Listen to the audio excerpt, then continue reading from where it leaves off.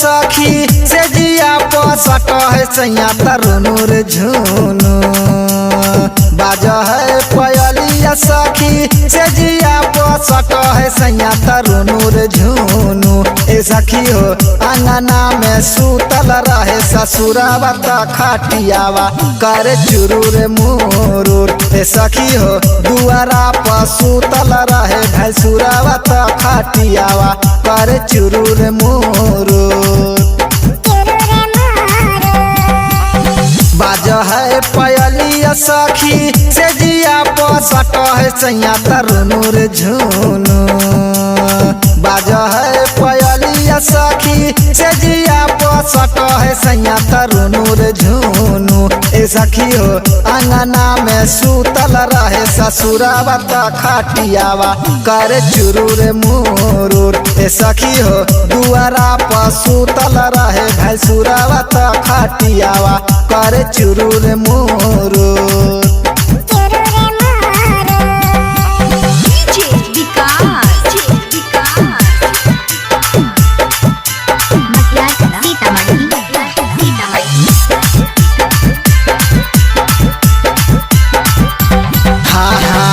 कहीं गो कोठरिया रहे ये कहीं गो सरावा है अंगना में ससुर सूते दुआरा पर भैंसुरावा है दुआरा पर भैंसुरावा है हाँ एक गो कोठरिया रहे ये कहीं गो सरावा है अंगना में ससुर सूते दुआरा पर भैंसुरावा है बाज है पयलिया सखी से जिया पसट है सैया तरुनुर झुनु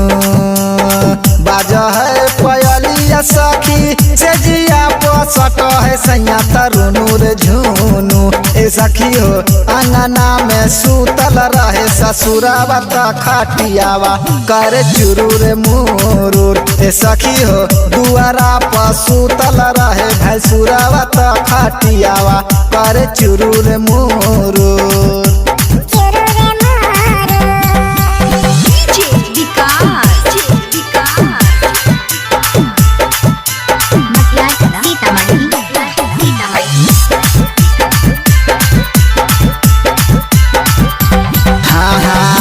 रंगीला पिया के बिगड़ल है यह दतिया है रोजे रोजे तंग कर है हमरा आधी रतिया है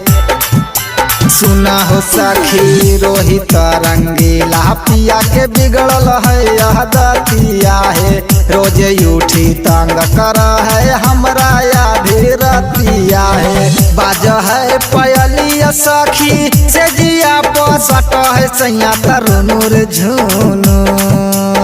बाज है पयलिया सखी से जिया पसट है सैया तरुनुर झुनु ए सखी हो अंगना में सूतल रहे ससुरावा त खटियावा करे चुरूर मुरूर ए सखी हो दुआरा पर सूतल रहे भैंसुरावा त खटियावा करे चुरूर मुरूर